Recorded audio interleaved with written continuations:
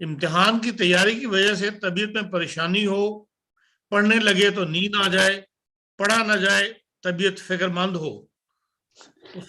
پڑھنے لگے تو سب کو نیند آتی ہے، یا پڑھتے ہوئے نیند آتی ہے، یا حضور کا خطبہ سنتے ہوئے نیند آتی ہے. دو ہی ٹائم ہیں جن میں نیند اچھی آتی ہے.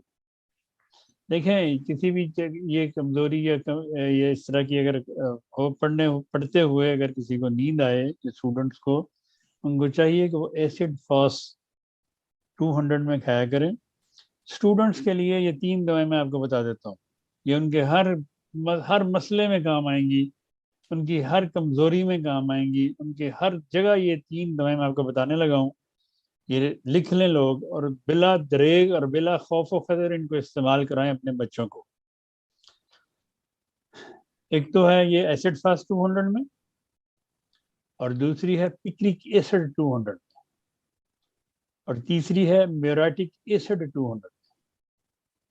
یہ تینوں دوائیں اگر روزانہ آپ ایک بار اسٹوڈنٹس کو دیتے رہیں تو اللہ تعالیٰ کے فضل سے یہ جو ان کو خوف ہوتا ہے، امتحان کا خوف ہو گیا، پڑھائی کا خوف ہو گیا، ایسے جو خوف ہوتے ہیں، ان کے سر درد ہو گئے، ان کے سر میں درد کے لیے اسٹوڈنٹس میں اگر سر درد ہو بچیوں میں یا بچوں میں، اس کی دوا ہے نیٹرومیور، جو میں نے ابھی تھوڑی دیر پہلے بتائی. تو یہ 4 دوائیں ہیں.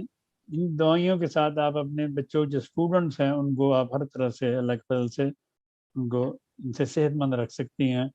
ان کی توجہ بھی قائم رہے گی، ان کو درد بھی نہیں ہوگی، ان کا شوق بھی بڑھتا جائے گا.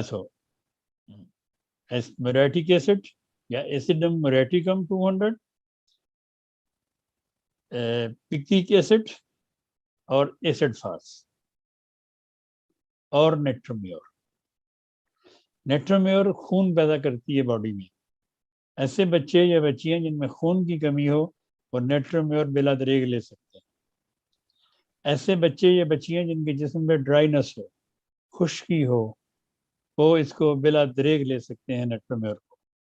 بے شک 6 مہینے کھائیں 6x میں یا 30 میں، کوئی خوف نہیں، کوئی ڈر نہیں، کوئی نقصان.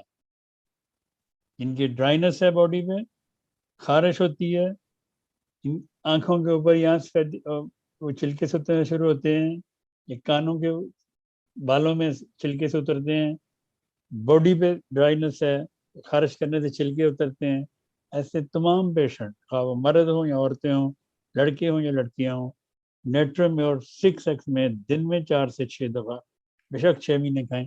اللہ تعالیٰ فضل فرمائے.